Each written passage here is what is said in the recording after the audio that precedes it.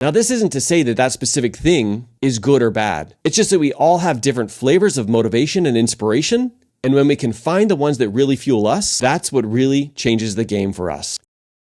So people ask me all the time, how can I reprogram my mind to stay positive during the tough days? Now, I want to share that with you today before we dive in. But first, I want to attack something head on. Most people approach this when it comes to reprogramming their mind from the perspective of there's something wrong with you. There is nothing wrong with you. It's just in the past, our mind has been programmed based off of the things we personally have experienced and the things that we've done so many repetitions that it just has become natural. So what if instead of thinking about this in terms of reprogramming your mind, we thought about just programming it for the first time right? Because the truth is, if you think there's something wrong with you, that there's something wrong with your brain, or that your past defines you, you'll always be chasing something that you will never reach. Instead, I found that it most serves me to come from a place of understanding and compassion, because that's the only way that I can buy in to actually take charge over my specific circumstances. So if you're ready to take that angle with me today, and you do want to figure out how to reprogram your mind so you can stay positive during those most tough days, let's go.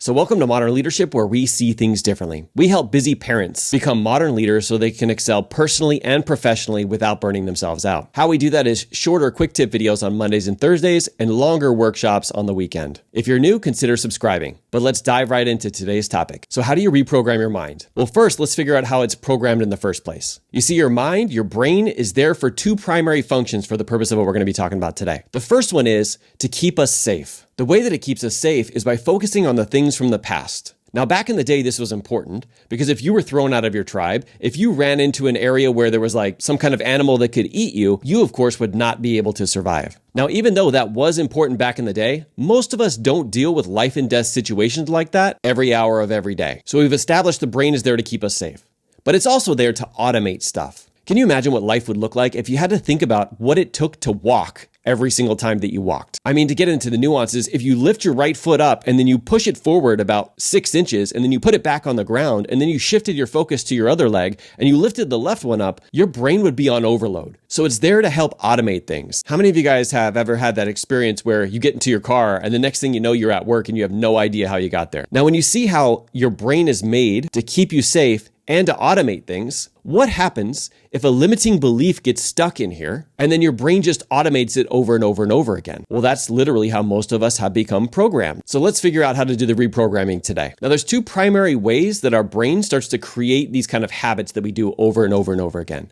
One is through repetition. So if we've done something so many times, we've walked so many times, we've brushed our teeth so many times, it's going to be easy to do that the next time. And because we've done it so many times, it like blasts through to our subconscious mind where we don't even have to think about it anymore. The second way that things can get trapped in our subconscious mind is from a really emotional experience. This only takes one of those things. Sometimes they have to do with trauma or just something that was difficult that you went through when you were younger. Because of that, it's now trapped in your subconscious mind, and everything you do is going to be running through that program. Now, don't worry. This doesn't mean that you're never going to be able to see success or think about things in a positive nature. It's just we have to understand before we actually start putting things in place. Now that we know the purpose of the brain, let's jump right into these tactics. So the first thing we have to realize is, number one, this is not going to be an overnight success. It takes repetition, which means we have to be willing to experience both good and terrible days and do this over and over and over again. That's really how life works. Life is always going to be 50-50. You're going to always have 50% positive experiences and 50% negative. What really matters most is when you get really good at processing those negatives so that you can jump right back into the positive. Now, doing that is going to take a little bit of time, and I want you to follow the next two steps. First, you want to make sure that you put yourself in the right environment. Positivity is contagious, but you know what else is? So is negativity. So I want to know, what gets you fired up? When you're hanging around certain people, how do they make you feel? If you're somebody who's into reading books, which specific books fire you up? Which books do you read actually take the energy from you? What kind of podcasts are you listening to? What kind of videos are you listening to? When you get done consuming, do you feel more positive or more negative? Now, this isn't to say that that specific thing is good or bad. It's just that we all have different flavors of motivation and inspiration. And when we can find the ones that really fuel us, that's what really changes the game for us. Now, in the beginning, it might be a little bit difficult to try and do things like this on our own. That's why there's a lot of power in riding the coattails of another person. When you find somebody else who believes in you, when you find somebody else that when you spend time around, they make you feel more positive, more energetic, and more motivating, why wouldn't you want to spend more time with them? So if you want to start reprogramming your mind, make sure you're in the right environment, and it will start to happen naturally. And the next piece is get really good at coaching yourself. When a situation pops up in your life, your brain is naturally going to go down the path of the problem. That's the way that our human brain works, remember? Instead, I want you to use this really quick framework to learn how to flip it. Now, before I do that, I want to remind you of those first two things that we talked about. Number one is this is not going to be an overnight success. For me personally, it took me 45 years to get to where I am today. Being able to flip something one time does not mean it's naturally going to happen for the rest of your life. But in the interim, if we follow the second step, which is make sure that we're in the right environment, it will start to become more natural for you to remain positive during the tough times. Now that I have that out of the way, here's this framework. You want to first start off by asking yourself, what is the problem? Then what we do is we flip it and we ask ourselves, what do I really want? The last part of this is how can I elevate to achieve peak performance? So let me give you an example. Let's say the alarm goes off and typically your brain goes down the path of, I'm too tired. I worked too much yesterday. I've tried this before and it hasn't worked. So you would typically follow down that path and not do those things that you told yourself you were going to do. Now, what if we use this framework instead? So the alarm went off and you felt tired and you started to have all of these things going around in your brain. But instead you asked yourself, what's the problem? The problem is I'm tired and I just want to sleep. So I would ask you, what do you specifically want? And I know from talking to a lot of people, they talk about, I want to have more energy. I want to actually follow through with what I said I wanted to do. And I want to be able to be in great shape so that I can show up and play with my kids or perform at work to my best ability. So how can we reframe that to achieve peak performance? I'm the questions guy, so I always dive into asking myself a great question. Some questions you can ask is, what is really important or meaningful to me about getting up and getting after it today? Who needs me to be on my A game today? What kind of opportunity do I have right now when I don't feel like doing it, but I do it anyway? What kind of impact will it make in the world if I show them that they don't have to feel like doing it, but they can do it anyway? When you start to ask yourself those kind of questions, instead of contemplating if you should push the snooze button, you get out of bed. Now, the answers to those have to be very specific for you and what you actually want, not what Mark wants. So really ask, how can I achieve peak performance by asking myself a powerful question?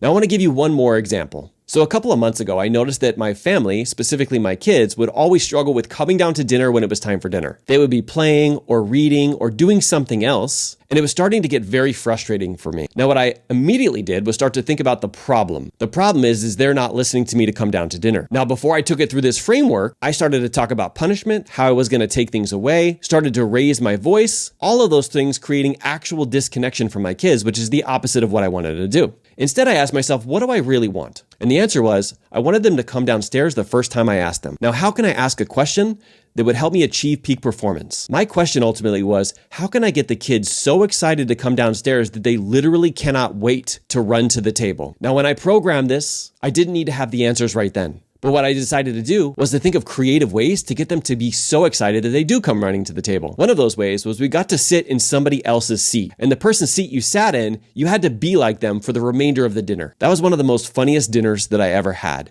because I thought outside the box. Other ways I've done this is I've hidden notes or treasures that they can find as soon as they get done eating. I told them that I got them treats, and as long as they made it to the table the first time I asked them, that they would have access to those treats. You see, instead of me focusing so much time and attention on the problem, I started to focus my attention on the solution. Because the truth is, you cannot be negative and curious at the same time. If you're curious about ways that you can get your kids to come to the table, you're not going to be frustrated or yell at them. And this is the same framework you can use in any situation that naturally comes up as negative to you. One final caveat here. You're not going to want to flip everything from negative to positive. Like I said in the beginning, life is 50-50. There's a certain part of life that you have to experience as the 50%. If you have a traumatic incident, you lose somebody in your life, you get divorced, I don't want you to ask yourself how you can flip it around in that moment. As you go through that process, you're going to get to the point where you are ready to flip it. That's the time to bring in this framework. Now, Joseph Murphy has an incredible quote that I want to share with you. He says, the subconscious mind is ruled by suggestion. It accepts all suggestions. It does not argue with you. It will fulfill your wishes. When you get really good